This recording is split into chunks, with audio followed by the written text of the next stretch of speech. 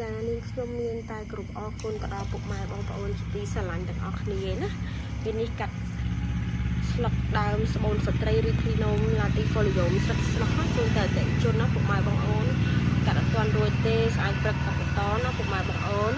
សម្រាប់ពុកម៉ែបងប្អូនមានបំណងចង់បានស្លឹកស្រស់យកទៅលាងសម្អាតដាំទឹកពិសាព្រោះដើមស្បូនស្ត្រីឬគ្រីណូមឡាទីហ្វូលីយ៉ូមយើងប្រើបានទាំងស្រស់ប្រើបានទាំងស្លឹកស្ងួតណាពុកម៉ែបងប្អូន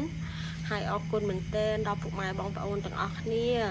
ដែលកំងដើមស្បូនស្ត្រីពីខាងចការយើងខ្ញុំណាជូនពរឲ្យពុកម៉ែបងប្អូនទាំងអស់គ្នាមានសុខភាពល្អស្លឹកនេះគឺខាងយើងអត់លាងសម្អាតទេណាកាត់ទាំងគល់ទៅបែបនេះគឺរក្សាសំណើមពេលដែលពុកម៉ែបងប្អូនទទួលបានហើយលាងសម្អាតឲ្យស្អាតហើយបកមកស្ទាប់ធ្វើការហាលសម្ងួតក៏បាន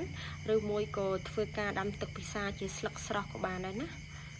អរគុណមែនទែនណាឪពុកម៉ែបងប្អូនអរគុណច្រើន